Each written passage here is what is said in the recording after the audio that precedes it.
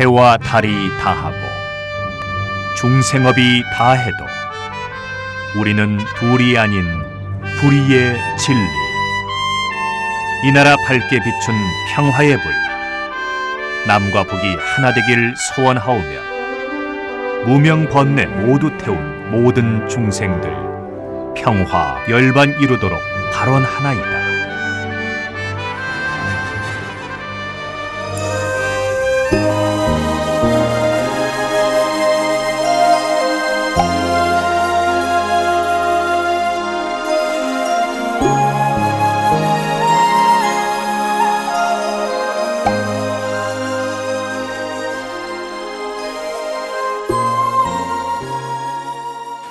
선무회자 스님과 마음으로 찾아가는 108산사 영상순례. 오늘 우리가 가는 절은 경기도 남양주시에 있는 봉선사입니다. 봉선사는 서기 969년 고려광종 20년에 법인국사가 창건하고 처음에는 운학사라고 하였다고 합니다. 그 후 서기 1469년 조선 예종 1년에 세조의 비 정희왕후가 세조의 능침을 이산에 모시고는 광릉이라 하였고, 이어 선왕의 능침을 지키고 명복을 비는 자복사로 절 이름을 봉선사라 하였습니다.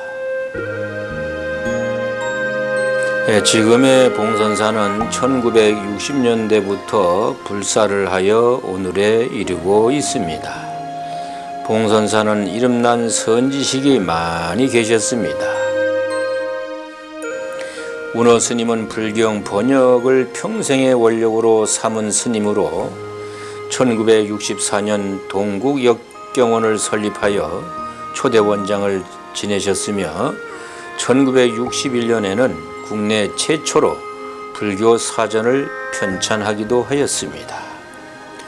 또 운어 스님은 춘원 이광수와는 육촌관으로 어린 시절 평안북도 정주에서 같이 자라며 공부한 사이였고, 그 똑똑하던 춘원 이광수가 오판하여 일제가 한국을 강점하여 더 이상 독립할 수 없다고 생각하고 그만 변절하여 친일파가 되었다가 나라가 독립을 하자 후회하며 돌베개를 베고 참회하며 지낼 때 기꺼이 봉선사에서 받아주고 잠시 같이 생활하였다고 합니다.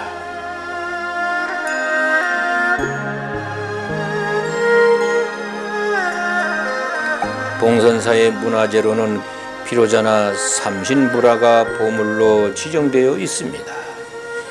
이 괴불의 시주자는 궁중의 상궁으로 숙종의 후궁 영빈 김씨를 위해 발원한 것으로 되어 있습니다. 이 괴불에는 궁중의 그 도하서 소속 그 도하원 4명의 이름이 기록되어 있는데, 사찰의 괴불을 조성하는데 궁중의 도하서 소속 직업 화가들이 나섰다는 것이 특이하다고 합니다. 봉선사 대종 역시 보물로 지정되어 있습니다. 이종은 임진왜란 이전에 몇 개 안 되는 조선 전기의 동종으로 1469년에 조성된 것입니다. 봉선사에는 법당들이 모두 한글로 되어 있는 아주 특이한 절입니다. 운어 스님이 우리나라 처음으로 경전을 한글로 번역 작업을 하신 스님이라 대웅전을 큰 법당이라고 한글로 표맥을 달았다고 합니다. 큰 법당 내부도 삼면벽에 한글로 된 하흠경 동판과 한문 법화경 동판을 함께 부착해 놓았습니다.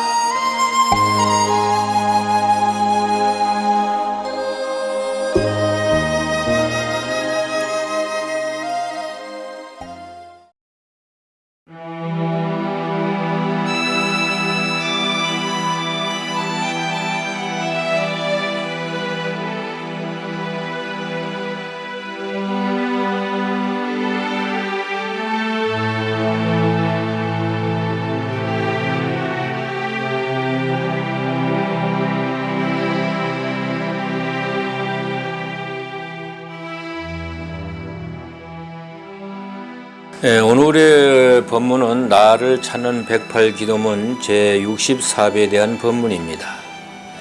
일찍 나오시느라 졸리는 분도 계시겠지만 정신을 차리시고 잘 들으시기 바랍니다.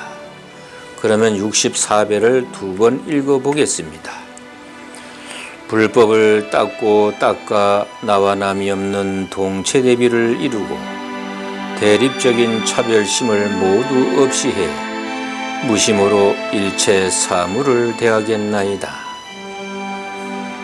불법을 닦고 닦아 나와 남이 없는 동체대비를 이루고 대립적인 차별심을 모두 없이 해 무심으로 일체 사물을 대하겠나이다.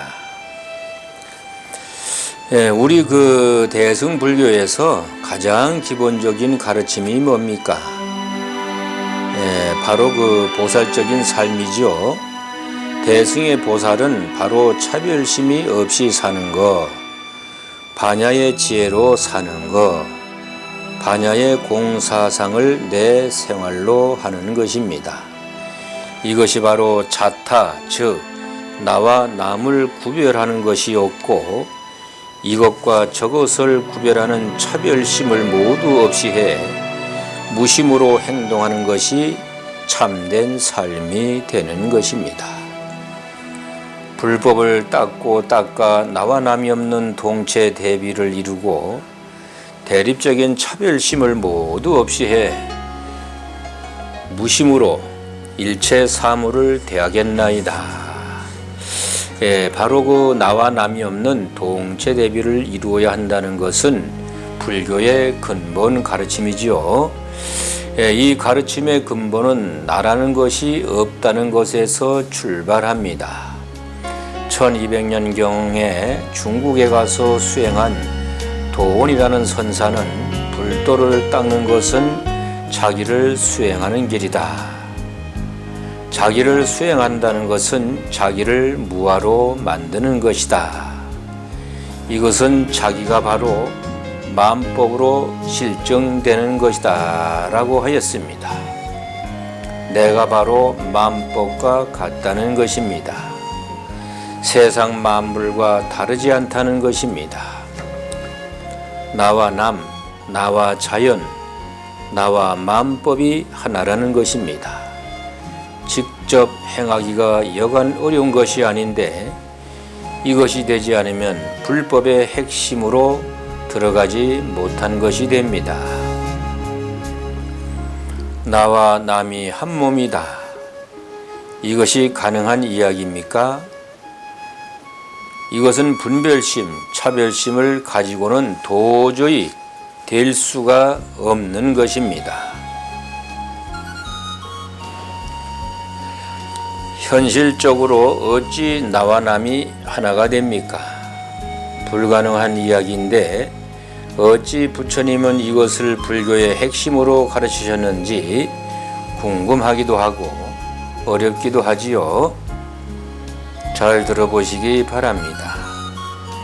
이것은 깊이 따지고 보면 나라는 것에 실체가 없다는 것에 그 핵심이 있습니다.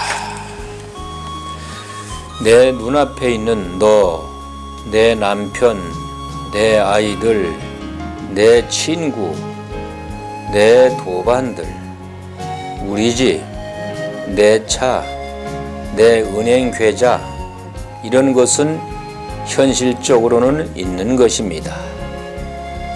그러나 그것은 잠시적 존재입니다.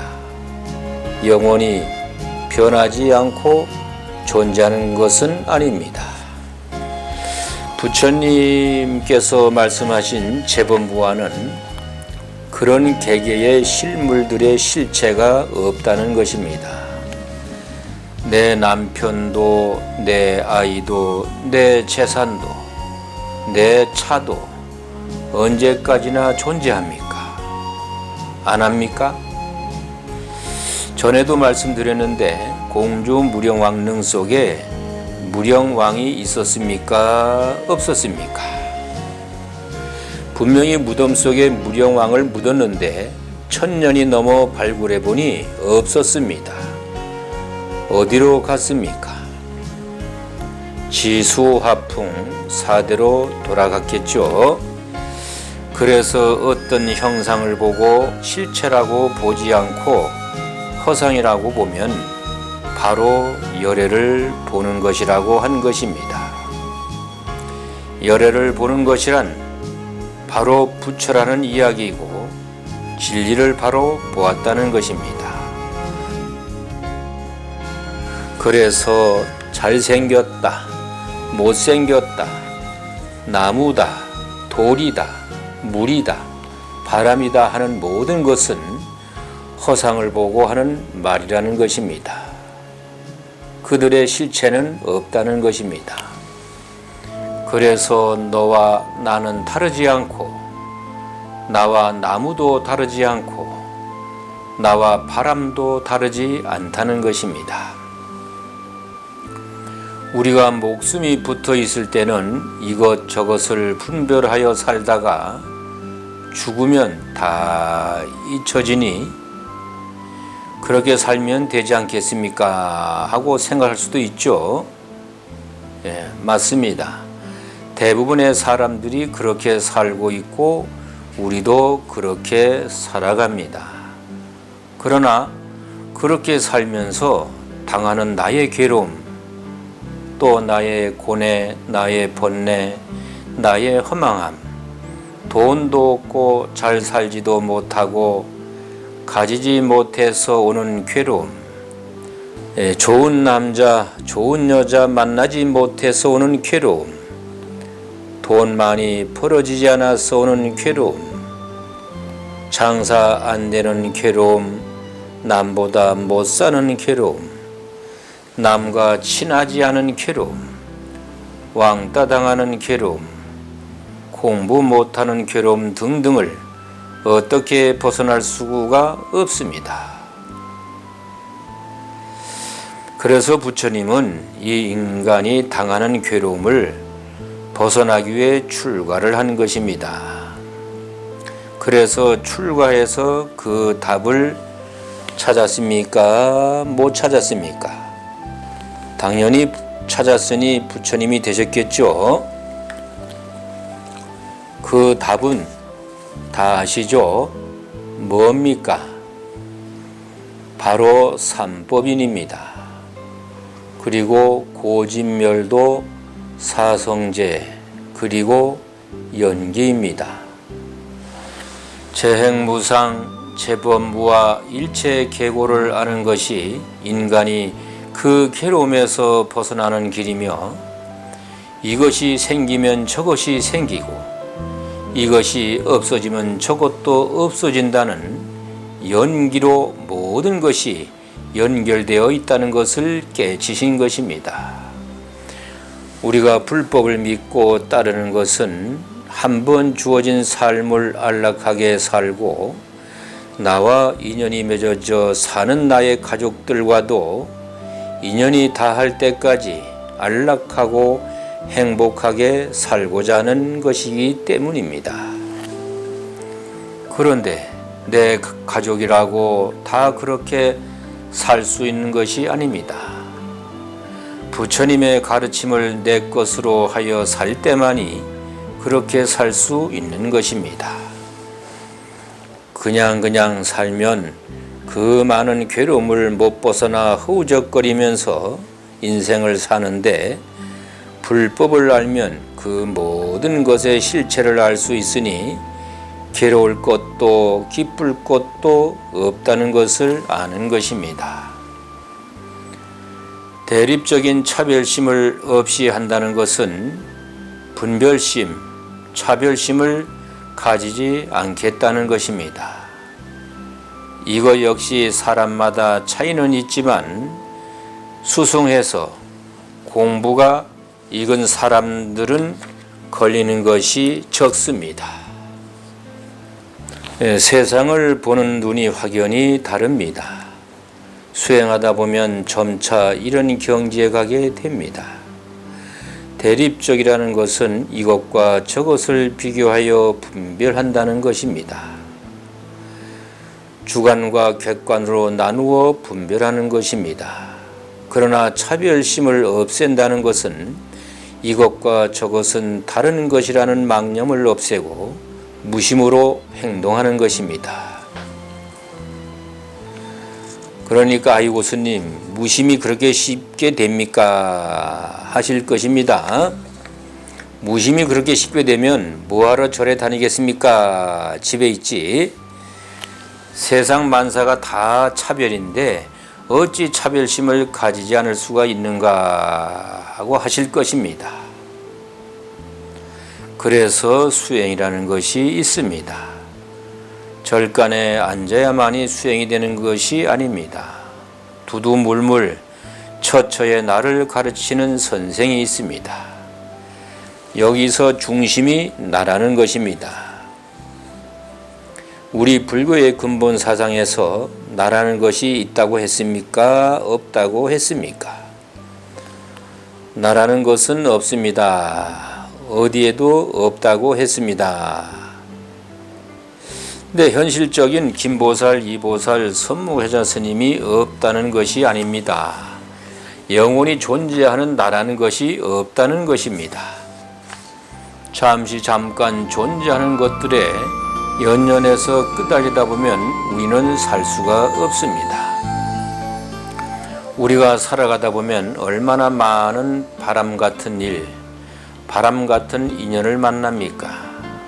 우리 인생도 긴 것 같지만 찰나입니다. 그 속에 얼마나 바람 같은 일을 많이 만납니까? 영원히 존재할 것 같은 착각에 빠져 마음을 다 주고 온 생각을 다 바치는 일은 너무도 허다합니다. 이것은 나와 남만이 아니라 나와 자연과 나와 세상 만사가 마찬가지입니다. 바로 재범부활하고 그 삼법인에서 이야기하였죠. 나라는 것이 없다. 그러면 나와 상대가 되는 너라는 것도 없는 것입니다. 나와 너가 없다면 우리 모두는 존재하지 않는 것입니다. 그러나 현실적으로 우리는 이렇게 김보살, 이보살, 정보살로 존재하고 있습니다. 그러나 지금 이 존재라는 것은 그냥 허상으로 잠시 있는 헛개비와 같다고 하였습니다.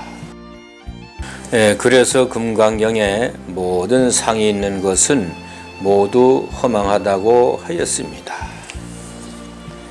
형상으로 영원히 존재하는 것은 없습니다. 우리는 이 헛개비와 같은 모습으로 언제까지나 살아있지도 못하지만 죽어서도 남아있지 않습니다. 그래서 우리는 없다는 것입니다. 너와 나는 결국은 하나라는 것입니다. 공이라는 것입니다. 지난번에 우리 지구가 좁쌀만한 것을 보셨죠? 허공 속의 티끌과 같은 우리의 삶입니다. 지구도 사라집니다.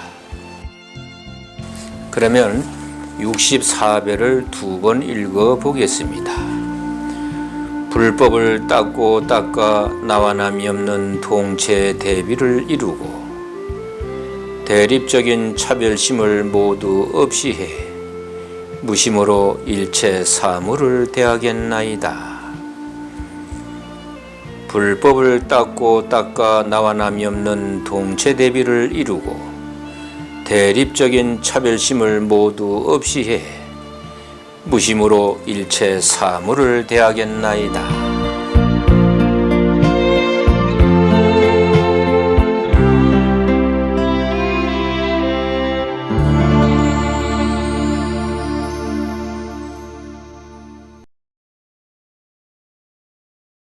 제법 종연생, 제법 종연별, 아불대삼은 항작 요시설 그렇습니다. 우리말로 하면은 모든 법의 인연으로서 난다. 그리고 모든 법의 인연으로 사라진다. 우리 부처님은 늘 이렇게 말씀하셨다. 그런 얘기입니다. 인간 만사가 왜 이렇게 마음대로 안 되느냐, 어디다 빌어야 되느냐 하겠는데 어디다 빌 거 없이 내가 하고 있는 일이 선연, 착한 년인가 인이 아닌가를 봐라. 착한 인을 지을 때 착한 년이 온다. 그럼 착한 일을 하는데 왜 얼른 결과가 안 오느냐?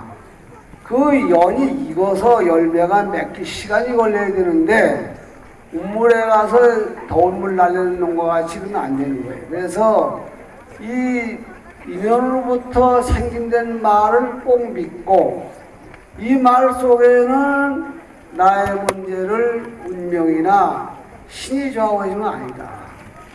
나아가서는 죄송하지만 부처님도 이 운명을 바꿔주시진 않는데 부처님 말씀에 의해서 내가 달라지려고 노력할 때에 비로소 가능하다. 그래서 불교신자에게는 이 하나가 어떤 상황, 어떤 시기에 당하더라도 갈팡질팡 아리송할 때에는 이 잣대를 딱 내놓고 살펴보면은 내가 갈 곳이 어디냐 알게 됩니다. 서가모니 부처님이 2556년에 열반하셨는데 오늘 이곳에 오셨습니다. 그래서 제가 법당에 가서 참배하고 나왔어요. 오늘 이 행사는 그냥 108산사 순례법회가 아니고 서가모니 부처님이 이곳에 왕림하신 겁니다. 그래서 우리 혜자 스님께서 부처님을 여기까지 모시고 온 데 대해서는 그 고마운 뜻을 어떻게 표현할 수 없습니다.